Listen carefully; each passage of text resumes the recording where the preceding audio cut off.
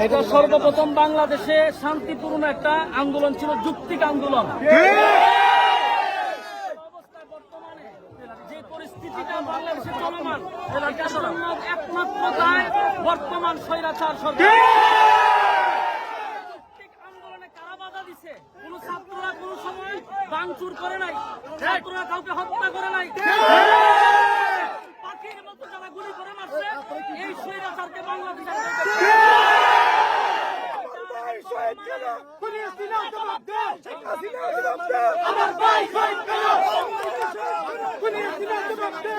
বাংলাদেশে আপনাদের পক্ষে এখন সব মানুষ নামছে, আপনাদের পক্ষে। বাংলাদেশের তৌহিদি জনতা আপনাদের পাশে আছেন সব। আপনারা একা না, আপনাদের আন্দোলন আপনারা চালিয়ে যান, ইনশাআল্লাহ আমরা আপনাদের পাশে আছি। আমাদেরকে সেই শক্তি সাহস দান করুন। আপনাদেরকে আমি বলি, অনেকেই জানেন আমরা বিজয়ের ডাক টানতে আসছি কথা বলে আমরা কিন্তু হাল ছেড়ে দেব না।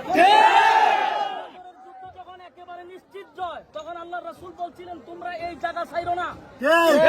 বিজয়ের আশ্বাস পেয়ে সাহাবায়ে কেরাম এই জায়গা ছাইরা দিছিল। কি ঘটনা ঘটছে আপনারা খুব ভালো করে জানেন। বিজয় হয়ে গেছে বলে আমরা মাঠ ছেড়ে দিব না, কিন্তু ভয়াবহ পরিস্থিতি আমাদের উপরে হবে। সেই শক্তি দান করুক, আমরা সবাই আপনাদের জন্য দোয়া করি।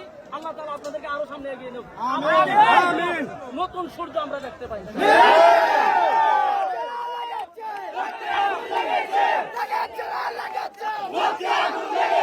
আমার ভাই বলল কেন?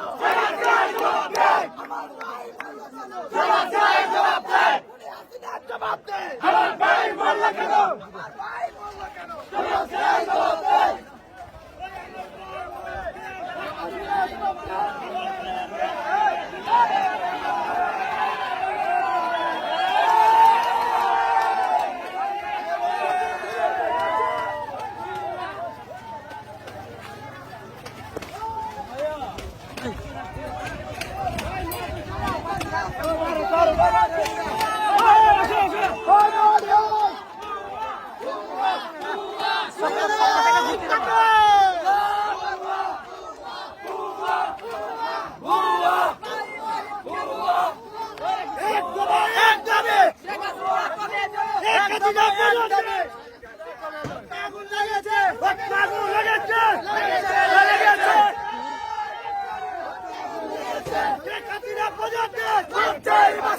আমার ভাই মরলে গেল, আমার ভাই মরলে গেল,